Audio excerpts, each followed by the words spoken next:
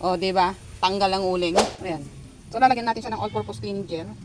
So, ayan. Kung makikita ninyo, ayan, ikalat natin. Tingnan natin yung magiging result. Diyan muna. Ayan. Stop mo muna kayo. So, ayan. Kung mapapansin ninyo, ayan, natutunaw yung uling. So, ganyan. Kaganda tong all-purpose cleaning gel. Ayan, tingnan ninyo. O, di ba? Tanggal ang uling. O, stop mo na. O, ayan. Tingnan nyo yung kamay ko kung gano'ng kaitim. Para sa inyo, ayan. Kakayanin ko yung uling ng kaldero namin. Ganyan kakatindi. Ganyan kaganda to ang all-purpose cleaning gel na to. Ay, cleaning gel na to. O, tingnan. Kita nyo naman. Ang laki ng ipinuti. Ayan. Ayan ah. Kikita nyo ha, natutunaw yung uling niya. O, ayan. Ganyan kaganda to ang all-purpose cleaning gel na to. Ganyan kabisa ang all-purpose cleaning gel na to. O, ang kapal ng uling yan ha. O. Tama na yan. Huwag mo na siya itong damihan. Siyempre para makapal eh. Itong kaldero na to is matagal na talagang hindi naiis-isa niyan guys. Kung baga umabot na ng ilang buwan. Taon pa. Taon pa. Ito. Taon na. Kasi nga dito yan sa bukid. Eh, puro mga lalaki nakatira dito. Sabi yan. Dapat natin ng matagal kasi medyo kuhan. Ayan.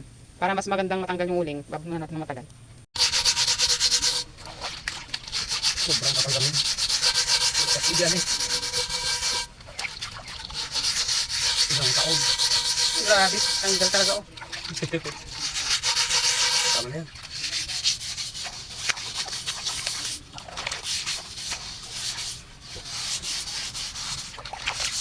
Kasi dito umaabot yung tubig. Tanggal yung uling niya. Isisan mo pang mabuti ah. O, dagyan na lang matanggal yan, Katamnay. O, diba? Ang bilis matanggal. Wala na yung uling. Ang bilis matanggal. Lahiran mo na lang yung mga ibang hindi natanggal. O, wala na. Dito sa ng kaldero. Nagmukhang kardero na. May, sorry na. Isisan mo pang mabuti. Tidak mo rin tal-talmal. Ay, ito mo sa punan ha. Pati sa loob, isisan mo na.